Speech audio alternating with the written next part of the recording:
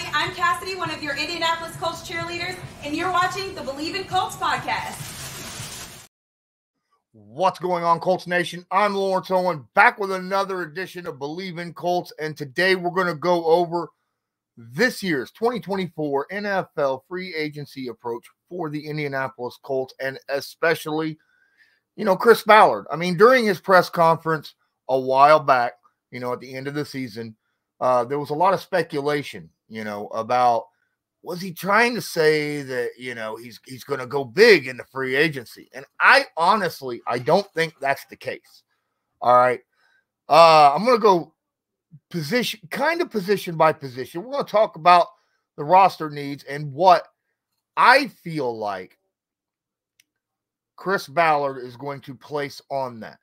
Now, before I do, I want to remind everybody that, hey, BetOnline is still your number one source for all your betting needs. Get the latest odds, lines, and matchup reports for baseball, boxing, golf, NFL, NBA, and more, right? BetOnline continues to be the fastest and easiest way to place your wagers, including live betting and your favorite casino and card games available to play right from your phone. Head to the website or use your mobile device today and get in on the action. Remember, use promo code BELIEVE, that's BLEAV, to receive your 50% welcome bonus on your first deposit. BetOnline, where the game starts. So here's the deal. All right. I got a feeling he's going to utilize the draft for important positions, like high money positions. I feel like that's a situation where he usually does that. Might use free agency to fill in roster spots. I know a lot of people want him to go out and sign a big name free agent wide receiver. I don't think that's the case he's going to do. He's already going to be spending some money on wide receivers this year, especially to bring back Michael Pittman Jr. I don't think he's going to spend buttloads of money, so to speak, on two receivers. Most teams can't afford to do that, right? Even those with quarterbacks on rookie contracts generally cannot do that, especially depending upon where the rest of your money is allocated. And this upcoming season, again, the Colts are like a top 5 team in the NFL when it comes to allocating towards the offensive line. Okay. So with that thought in mind, he's going to have to get some high production out of his draft. And to me, that says that he's going to utilize either a wide receiver, a edge pass rusher, or a cornerback at his first round pick this year. If he does not trade back or trade the pick for a specific player, I doubt that's going to happen, though, because unlike with Buckner, where he was fresh out the gate and had the money to spend, I don't know if he's going to want to go out and trade that pick for a player and then have to drop the money on top of it. Okay. The idea of this pick is to keep the money so that you can pay your own players that you have that you absolutely need to keep, right? We're going to have to, yes, we got a lot of money, but we're going to have to keep some of these players. Michael Pittman Jr. needs to be re-signed, right? We got guys like Grover Stewart needs to be re-signed. We've seen what this defensive line is without him. We got to have that one tech, that nose tackle on the defensive line. And when it comes to cornerbacks are expensive, right? When you're going out and trying to get a number one corner, let's say you want to go get, say, Darius Slay or somebody like that. Holy crap, dude. You're looking at over $20 million a year, right? Edge pass rusher, over $20 million a year for a top guy. You're not going to go out and get a Hassan Reddick who's, over 30.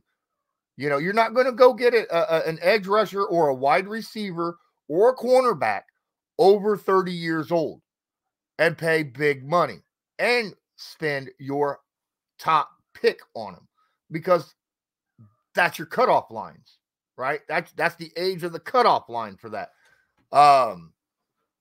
Now, What I feel like we could do, my cat is hitting my camera legs. What I feel like we could do is some of these slots, yes, free agency, this upcoming free agency, I think he could go out and get maybe a veteran corner to go with Kenny Moore, who needs to be re-signed as well. One of the best nickel corners in the league. He's also getting up there in age. Why trade for somebody? If you don't re-sign him, then you have to replace him, right? And let's face it, when he was out last year, when Kenny Moore was out of the lineup last year, we weren't very good at nickel. It was awful, right? It was absolutely awful. Even with, Julian Blackmon or whoever that had to step in, and then Blackmon got hurt, when somebody else had to step. It was bad, okay? We got to re-sign him. Even if it's for 2 more years, we got to re-sign him. But we need to get another veteran guy because we have so much youth outside of Kenny Moore, and we don't know 100% if they're going to take that next step next year. We're hoping 1 or 2 of them do, right? We hope 1 or 2 of them take that next step, but you can't be on it. You can't put all your eggs in one basket and say, well, we're just going to look at that and say, okay, these young guys, somebody's going to step up and be a big-time player for us. I feel like you could go out and get a solid corner in free agency that fits the scheme, that is a veteran, that could play a year or 2, and not have to break the bank at over 20 mil, 10 to 15 million for a solid veteran cornerback, like what we did with Stephon Gilmore, right? I think that's a fair thing to think that Chris Ballard may do this upcoming season. He put all of his trust in this youth this past year, and look where it got us, okay? It got us. Now, I know he wasn't expecting to be fighting for the AFC South crown, right? Even him and the owner, Jim Irsay, were both like, there's going to be a lot of bumps in the road this 2023 season. They weren't expecting to have a good team. But the deficit of the team was 100% the secondary, okay? The secondary had problems. Edge rush had another issue. Now, you might say, well, we had so many sacks, right? But we didn't have consistent pressure off the edge. We didn't have a guy off the edge that, teams were like, that's a dude that we got to protect against, okay? Look, Ebukam did a great job, ended up, but nobody got over 10 sacks, right? That's what every Colts player out there, or not player, every Colts fan out there for the last how many years have been complaining that we haven't had a 10-plus sack guy. We thought Ebukam was going to hit that, 10, 15 weeks into the season, or 13 weeks into the season, right? But he didn't. He kind of fell off there at the end. So here's the deal. I think at pick 15, you can legitimately, there is a chance that we could get either a top-tier pass rusher or a top-tier corner in this draft. Or safety, because let's face it, our safety was not good. Our safety play was not good. Again, they were young. And before you say Julian Blackmon wasn't all that great. He had some interceptions, but he had some very bad plays out there as well. All right. Very, very bad plays. We need help on both the corners and the safety. I'm not saying Julian Blackmon is trash and we shouldn't re-sign him. He's probably he's the guy outside of Kenny Moore in our secondary. He's the second best secondary player I think we had last year, but that's not saying a whole lot. Let's be fair about that, okay? So a secondary player or an edge pass rusher at 15. Now, you're like, well, you can't get a guy, a top-tier guy at 15. You absolutely can if they fall to you, okay? Depending upon how the draft pulls out, you're going to have a lot of offensive line and quarterbacks and wide receivers go early in this draft, which means offensive players are going to come off that board like crazy in the top 10, okay? So if you got a good edge rusher or a good secondary player, like really top tier guy that you're like, I'm not going to miss with this pick, you got to spend it there. You got to spend it. And I feel like that's where Ballard will go. Probably edge rush if it's there, because you know how he likes, building in the trenches, which means if he does do that, he better have some kind of thought process for secondary as well. Okay. Whether it's, this free agency. So most likely, depending upon how he feels that how deep this draft is depending upon how he's going to approach the free agency. And I feel like he's probably going to go with a secondary guy in free agency in the $10 to $15 million range. Okay. A playmaker of some sort. Probably someone who can tackle, because let's face it, our guys were not tackling very well in the secondary last year. That was the biggest problem that we had was missed tackle. We had so many missed tackles. It felt like we led the league. I think we were middle of the pack in missed tackles and legitimately for the season. But there were games where it was just awful. Like we had like 15 missed tackles in one game once last year. 15. That's stupid. That's just stupid. Now, that might have a little bit to do with why Mike Mitchell was released as well, right? So let's figure on that. When it comes to offense, that's how I feel about defense. Linebackers, I don't think we do a whole lot of moving around with the linebackers. All right. I feel like we have the three guys that we need at the starting positions, and we have a couple backups who are mainly special teamers, but I like what I seen from them when they came in and played when guys needed a break or, someone was hurt, right? Speaking of Olubi or that other special teams linebacker that came in, rookie, he was absolutely phenomenal. I loved him. Maybe he was a second-year player. I'm not 100% sure. But going into the offense, obviously, we're going to start off. We're going to put most of our eggs into the Anthony Richardson quarterback starting position. But from what we saw last year, it's quite obvious we need a solid backup. Now, I have a feeling that Ballard and his crew are going to try like heck to try to re-sign Gardner Minshew. Some of you might love this idea. Some of you might not like this idea. But let's face it, in games that he played at least half the game or more, he was 9-6. He was 9-6 in games he played at least a half. That's stats right there. You might say, well, it wasn't all him, it was the team. Yeah, but he was the quarterback, and that was his stats, and that's something that he can lean on, okay? I get, you're like, oh, well, no, I'm not saying that the Pro Bowl, that's something that his agent and him are going to put on the table and be like, well, I made the Pro Bowl. And then, of course, obviously other teams will be like, yeah, but like 5 other quarterbacks like passed on it. So,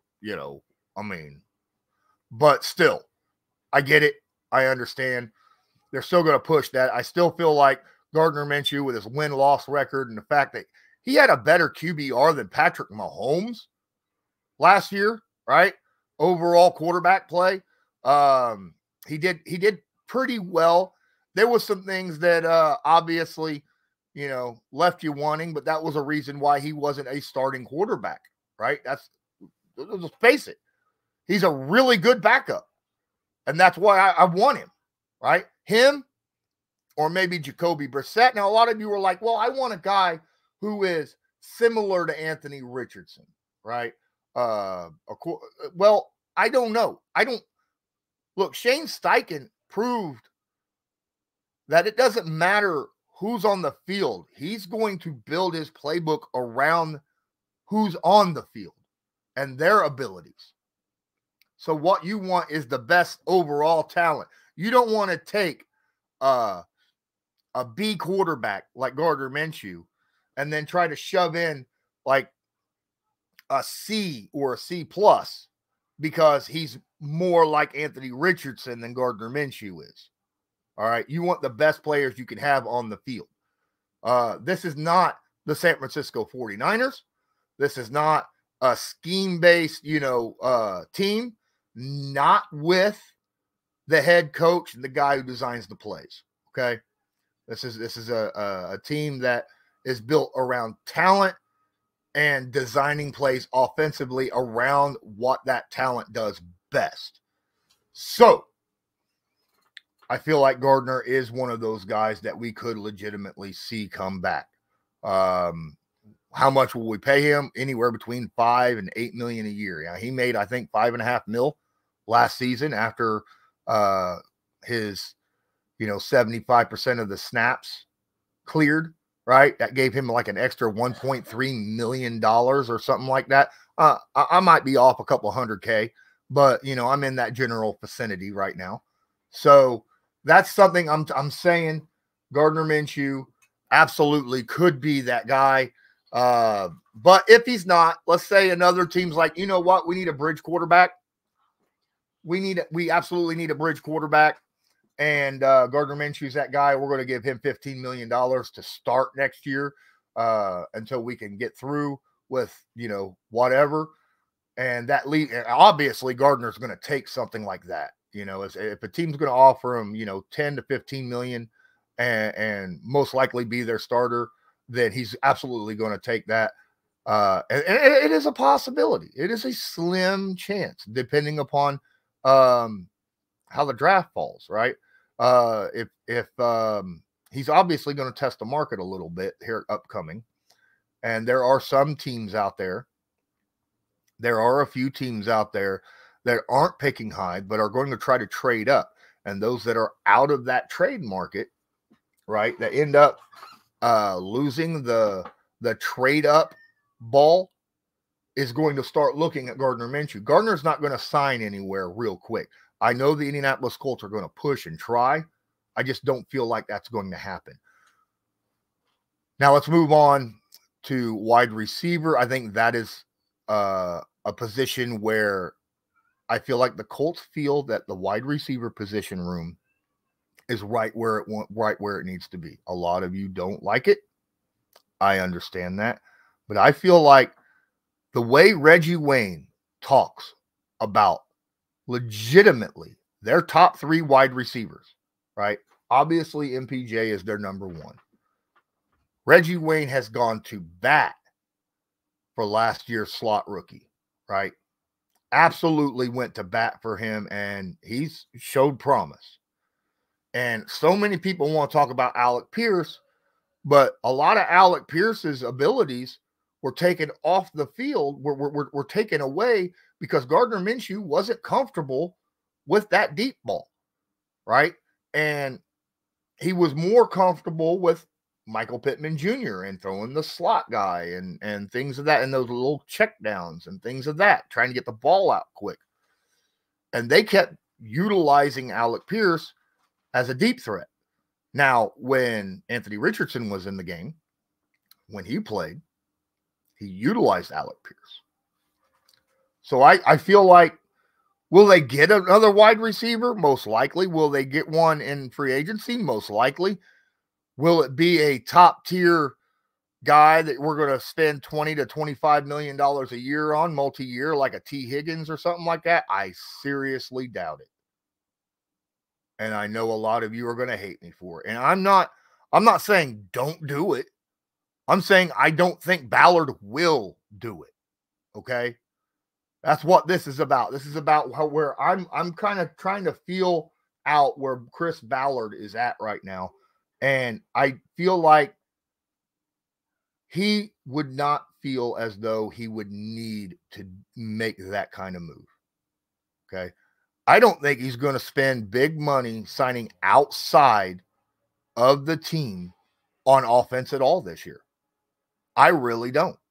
He's already put a ton of cash into the running back position, which, depending upon Zach Moss, we're not going to give him $6, $7, $8 million a year, which is probably what he'll make this coming year. So we might end up, drafting a mid-round running back, or picking one up in free agency like we did I know we didn't pick him up. You know, it was a trade from Naheem Hines. But, I mean, you could a guy that would fit well with what Shane Steichen runs. Or, like I said, pick a guy, you know, day 2 or day 3 in the draft.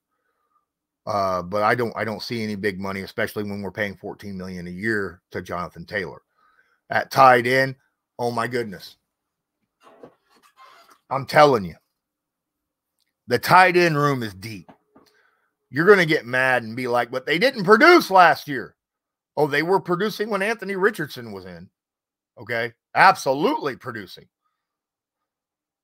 But Gardner Minshew was not comfortable. He was overthrowing the tight ends so much. How many times did you see balls thrown to Kylan Granson that went over his head?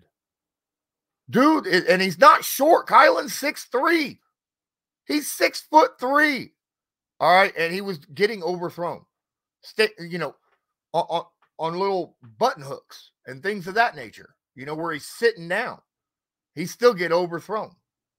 You know, that was one of the problems that Gardner Minshew had at times, was his accuracy was a little bit wild, right? Once in a while, like, I mean, obviously the final offensive play of the year, right? We all seen that. Everybody knows that, you know, what happened there. So I don't feel like we're going to be picking up any tight ends in free agency whatsoever, because we're pretty darn deep there. If Jelani Woods comes back finally from both his hamstring issues, if we got, you know, obviously Will Mallory looked like he was turning into something nice, right? Mo Alley Cox will be back, right? And he had some plays this past year, and he blocked a lot better. And I'm not saying that he's still going to be there, but Drew Ogletree is still on the roster because they're waiting to see what happened. If he actually, you know, what actually happened there, how it goes down in court. So if he's still here, great. If he's not, you know, it all depends upon whether he did what was claimed against him or not. So we'll see why. I'm not going to throw down blame or, you know, throw justice, you know, street justice down on a guy just because, you know, some allegations was made. Allegations are one thing. Whether someone did something or not is another. All right. So we got to find out what happened. Either way, with or without Drew Ogletree, I feel like we are at least 3 deep at tight end. I think we're perfectly fine. Especially when it comes to free agency, I don't think we're going to be signing big money there. There's a few guys in the draft if we want to go there to get. And, you know, a lot of you are pounding the table. This is more free agency talk than it is draft talk. So, because I know a lot of you are talking about, you know, wanting what's his name, Bowers or something like that. Either way, this is free agency. I don't think they spend there. Offensive line, we might pick up a solid backup to the tackle position, right? I think that is possible because, look, when our starters was in, we were really, really good.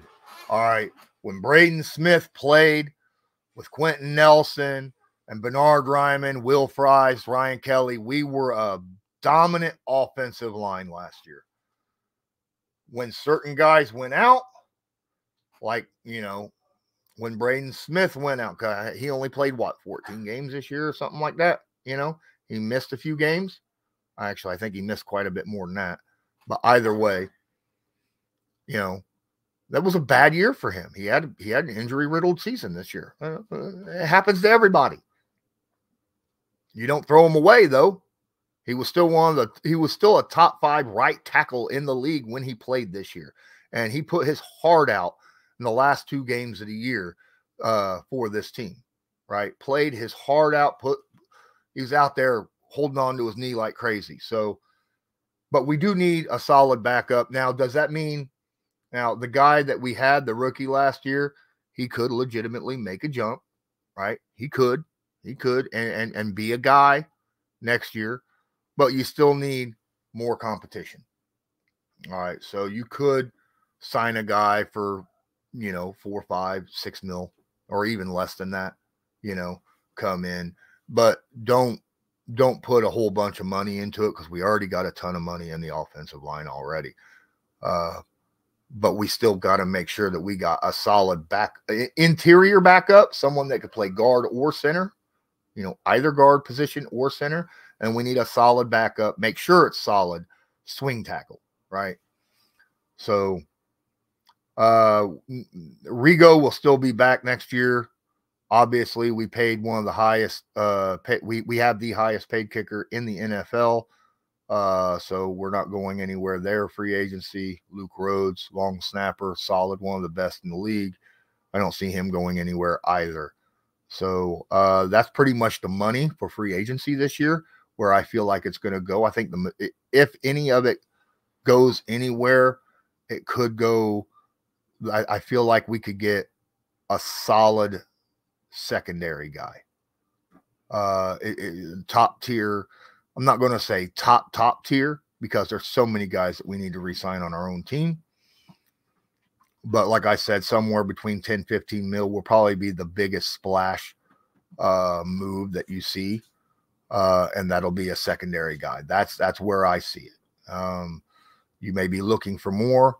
You may be pounding the table. You might be like, this is just another Ballard thing. Well, it is. I mean, this is what we've seen from Ballard. And legitimately, the biggest help we need right now is edge rush and secondary help. So if you're going to spend the money, you put it there. All right, guys, I think that's going to do it for me on this episode of Believe in Colts. Please, if you watch this on YouTube, please leave a like. Make sure you subscribe. Share this to your favorite social media. If you listen to this anywhere that you listen to your audio podcast and you have an opportunity to do so, leave a review or hit a star or whatever it is that you could do to boost this podcast. And until next time, I'm Lawrence Owen. This was Believe in Colts. And as usual, I want you to have a good one. Go Colts. Do you believe?